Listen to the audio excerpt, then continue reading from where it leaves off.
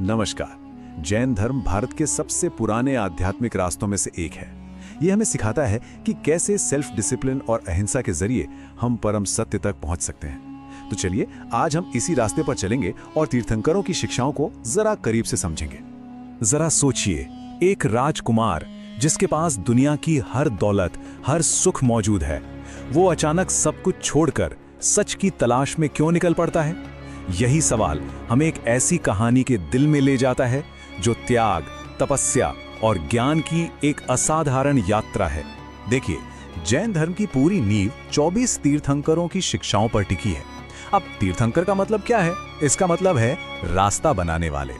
ये वो महान आत्माएं थीं जिन्होंने खुद तो इस दुनिया के भवसागर को पार किया ही और साथ ही दूसरों के लिए भी एक रोशन रास्ता बनाया। और ये परंपरा कोई 100-200 साल पुरानी नहीं, बल्कि हजारों सालों में फैली हुई है।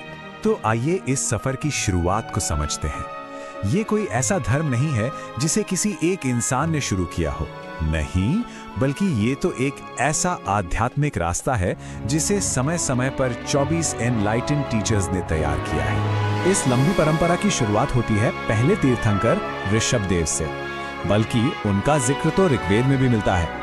और जिस कहानी पर हम आज ध्यान देने वाले हैं, उसके ठीक पहले हुए थे 23वें तीर्थंकर पार्श्वनाथ। उन्होंने अहिंसा, सत्य, अस्तेय यानी चोरी न करना और अपरिग्रह मतलब जरूरत से ज्यादा चीजें जमा न करने की शिक्षा दी थी। और अब आते हैं 24वें और आखिरी तीर्थंकर पर, जिनकी कहानी जैन धर्म का दिल है। उनका जन्म का नाम था वर्धमान और उनकी यात्रा ही वो बुनियाद है जिस पर आज का जैन धर्म खड़ा है। वर्धमान का जन्म हुआ था करीब 540 ईसा पूर्व वैशाली के पास कुंडग्राम में। वो कोई आम बच्चे नहीं थे। उनके पिता सिद्धार्थ ज्ञात्रिक कुल के सरदार थे और उनकी मां त्रिशला एक बहुत ही शक्तिशाली लिच्छवी राजकुमारी थीं। मतलब उनका जीवन हर तरह के शाही ऐशो आराम से भरा था और यही बात उनके आने वाले त्याग को और भी ज्यादा बड़ा बना देती है। पता है, उनके जन्म से पहले ही उनकी महानता के संकेत मिलने लगे थे। उनकी मां रानी त्रिशला ने एक रात 14 बहुत ही शुभ सपने देखे। इन सपनों में एक सफेद हाथी था, एक शेर था और यहां तक कि खुद देवी लक्ष्मी भी थी। जब इन सपनों का मतलब पूछा गया तो ज्योतिषियों ने भविष्यवाणी की कि उनका बेटा या तो एक चक्रवर्ती सम्राट बनेगा या फिर एक महान संत। वर्धमान की जिंदगी में 3 बड़े मोड़ आए। 30 साल की उम्र में जब उनके माता पिता का देहांत हो गया तो उन्होंने अपने बड़े भाई से इजाजत ली और सच की खोज में अपना घर, अपना राजपाट सब कुछ त्याग दिया। इसके बाद शुरू हुए 12 साल की कठोर तपस्या के। ये एक ऐसा दौर था जिसने उन्हें पूरी तरह बदल दिया और फिर 42 साल की उम्र में उन्हें ज्ञान की प्राप्ति हुई। उन 12 सालों की जबरदस्त तपस्या के बाद वर्धमान को आखिरकार वो मिल गया जिसकी उन्हें तलाश थी।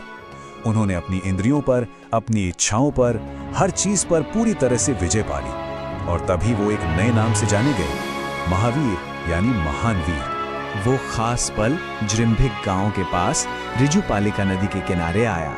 1 साल के पेड़ के नीचे ध्यान करते हुए 42 साल की उम्र में उन्हें कैवल्य मिला।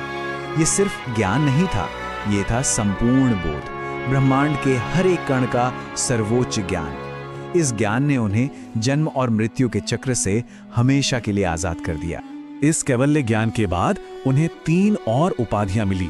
पहली जिन, जिसका मतलब है विजेता, जिसने अपनी इच्छाओं को जीत लिया हो। दूसरी अरहत, यानी जो पूजनीय हो। और तीसरी निर्ग्रंथ, यानी जो हर सांसारिक बंधन से मुक्त हो चुका हो। और इसी जिन शब्द से बना है जैन। लेकिन कहानी यहां खत्म नहीं होती। महावीर के निर्वाण के कुछ 100 साल बाद एक ऐसी घटना हुई जिसने जैन समुदाय को हमेशा के लिए बदल दिया। हुआ ये कि एक ही धर्म के अंदर 2 अलग-अलग रास्ते बन गए और इस बंटवारे की वजह बना एक बहुत ही विनाशकारी अकाल। करीब 300 ईसा पूर्व मगध में 12 सालों तक चलने वाला एक भयंकर सूखा पड़ा। इस बड़े संकट ने जैन संघ के सामने एक बहुत मुश्किल सवाल खड़ा कर दिया। इस मुश्किल हालात में जैन संघ 2 हिस्सों में बट गया।